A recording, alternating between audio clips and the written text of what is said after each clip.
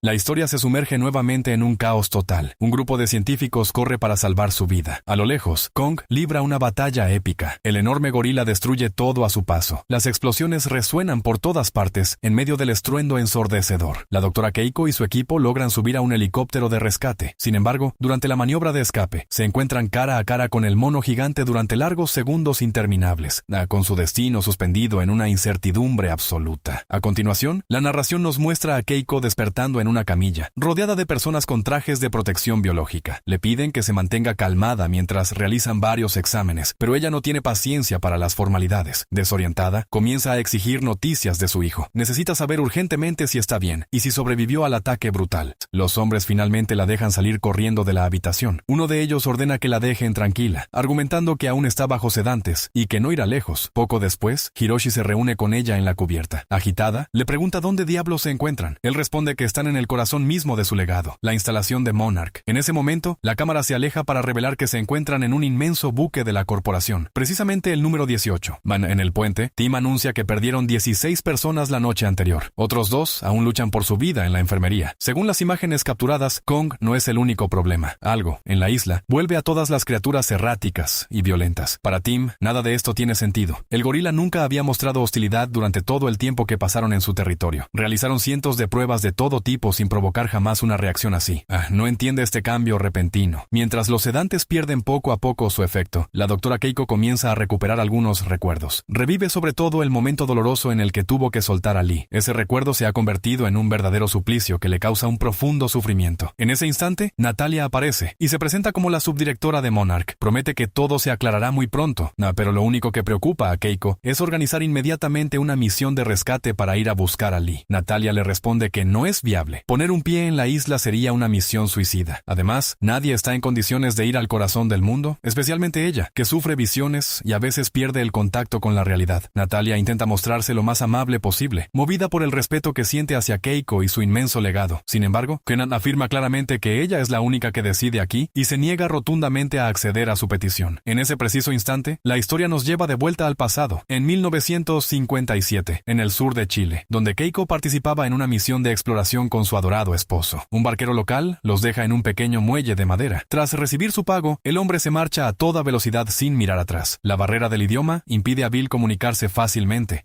Pero la actitud huidiza y apresurada del hombre revela un miedo profundo ante algo oculto en la región. El equipo desembarca en un pequeño pueblo donde la hospitalidad está completamente ausente. Nadie sale a recibirlos. Las calles están desiertas, lo que da al lugar una atmósfera opresiva. En el centro del pueblo, descubren una especie de sala ceremonial adornada con un símbolo extraño y evidentes rastros de sangre. Al entrar en la taberna local, los habitantes los miran con hostilidad. Bill nota un extraño pez prehistórico disecado colgado en la pared e intenta fotografiarlo. De repente, un aldeano ataca a Bill y lo derriba violentamente. La tensión sube inmediatamente cuando Tomás saca un cuchillo. Antes de que la situación se convierta en tragedia, otro hombre interviene para calmar los ánimos, disculpándose por Tomás y explicando su profunda aversión hacia los extranjeros. Devuelve la cámara, pero les advierte que no lo vuelvan a intentar. Se marchan aún en shock, no sabiendo rozado lo peor. De vuelta en el barco, Kentaro intenta digerir los acontecimientos, mientras que su hermano está convencido. Deben regresar a buscar a Lee. Afirma que Lee nunca les mintió y que representa una pieza esencial para todos ellos. En ese momento, la narración revela que Lee sí sobrevivió a su caída. Está vivo en algún lugar del Axis Mundi y seguramente espera su rescate. Tras el desmayo de Keiko durante la reunión, los médicos tuvieron que sedarla nuevamente. Y su estado es comparable al de un buzo que sube demasiado rápido a la superficie. Necesita aclimatarse por completo, un proceso que tomará varias horas. Decidieron mantenerla sedada durante ese periodo, para evitar que un malestar repentino provoque una caída peligrosa. Su hija aparece para anunciarle que regresará a buscar a Lee. A pesar de la prohibición formal de Natalia de acceder a la isla, no tienen por costumbre respetar las reglas impuestas. Ante esta determinación, Hiroshi solo tiene dos opciones: ayudarlos activamente o callarse. Intenta razonar con ella, pero la joven ya ha tomado su decisión firme. Nada la detendrá, por lo tanto, le lanza un ultimátum: que colabore o que se aparte de su camino. Mientras tanto, en uno de los barrios cercanos, Brenda visita a Mai. Se muestra preocupada por su situación y le dice que quiere que se convierta en un activo valioso para el éxito de la misión.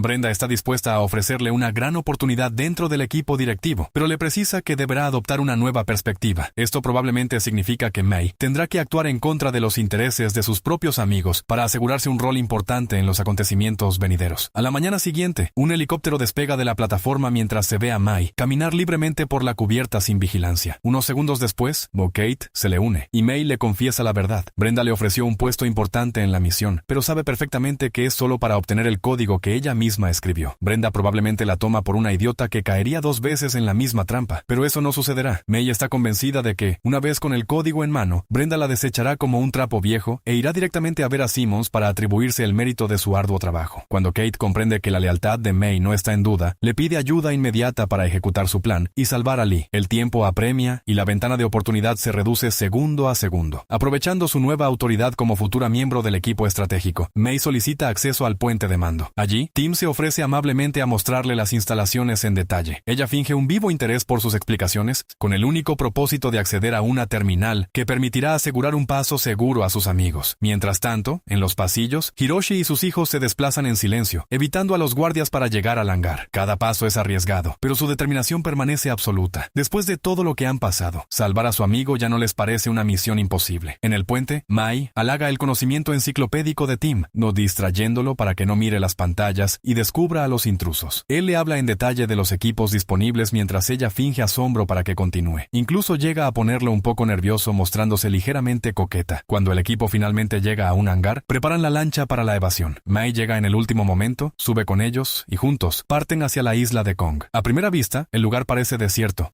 pero poco a poco aparecen criaturas al borde de las montañas, como si protegieran el territorio. Cangrejos gigantes, antes inofensivos, ahora se comportan como guardianes feroces listos para destrozarlos con sus pinzas. Una vez desembarcados en la playa, las noticias no son alentadoras. Toda la isla está en estado de euforia violenta. Además, se acerca una tormenta y, según los cálculos de Hiroshi, no tienen más de 8 horas para cumplir su misión y regresar antes de que el temporal se desate con toda su fuerza. Con el tiempo contado, el equipo se adentra en la selva densa a marcha forzada. A lo lejos, se escucha que las criaturas siguen agitadas por una fuerza desconocida. De repente, una de las aves que los había atacado reaparece y parece olfatearlos, pero antes de que los detecte, otra criatura le dispara una especie de rayo y luego lo ataca por el cuello. La mordida aplasta el cuello del ave, que pasa instantáneamente de depredador a presa. Unos segundos después, el monstruo se aleja, luego regresa y aterriza justo al lado de los jóvenes. Por un instante, se cree que los ha descubierto, pero solo devora una larva en el suelo antes de marcharse volando. En ese momento, la narración regresa al pasado. Bill hace un enorme esfuerzo por analizar desde lejos a esa extraña criatura colgada en la pared.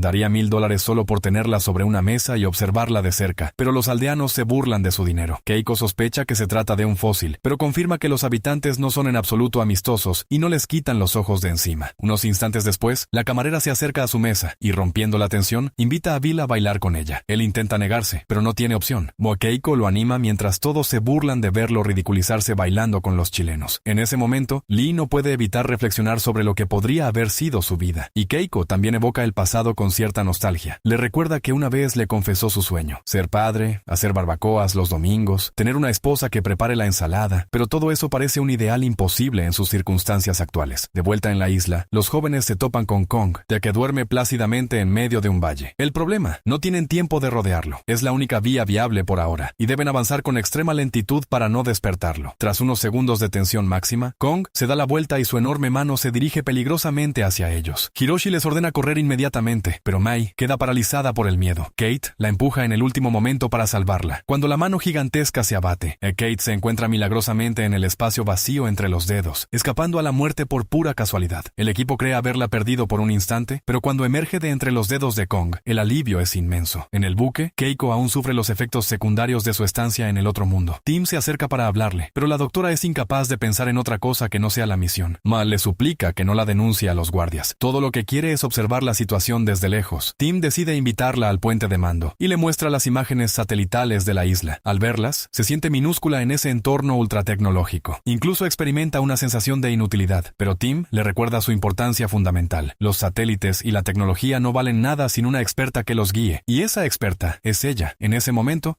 Keiko descubre que la organización sabe exactamente dónde se encuentra Kong en todo momento. Esa información podría ser vital para que un equipo trace un camino seguro hasta el centro de la base y salve a Lee. Sin embargo, Natalia se niega a arriesgar más vidas. Argumenta que ya tienen suficientes problemas con lo que ha pasado. Mientras Natalia visiona el video del ataque, es Keiko quien nota un detalle que todos habían pasado por alto. Durante apenas un segundo, una criatura extraña aparece en la imagen. Al mejorar la calidad, la reconoce inmediatamente y revela a todos lo que habían descubierto en Chile tantos años atrás. Kong no los atacaba a ellos. En realidad, intentaba destruir a esas criaturas. En ese instante, la narración nos regresa al pasado. pasado, al momento en que la camarera finalmente muestra al grupo lo que les había prometido. Los conduce hasta una cueva situada en la periferia del pueblo, pero antes de entrar, Na les recuerda los términos del trato, verán lo que hay dentro y se marcharán para siempre. La curiosidad devora a Bill y Keiko, que la apremian a avanzar. La mujer los guía a través de un laberinto de túneles, mientras intentan memorizar el camino de regreso. En las paredes, cientos de fósiles de las criaturas vistas en el bar, pero lo más fascinante son las pinturas rupestres. Representan a un dios del mar que trae abundancia. Año tras año, los aldeanos esperan su regreso y le ofrecen sacrificios. Los bendice con pescas generosas, por eso lo protegen tan ferozmente. Sin su protección, el pueblo habría desaparecido hace mucho tiempo. De vuelta en la jungla, Natalia y su equipo aterrizan lejos de la zona de destrucción y llegan justo a tiempo antes de que estalle la tormenta. Keiko suplica a su hija que regrese. Ahora que cuentan con el apoyo total de Monarch, pueden retirarse,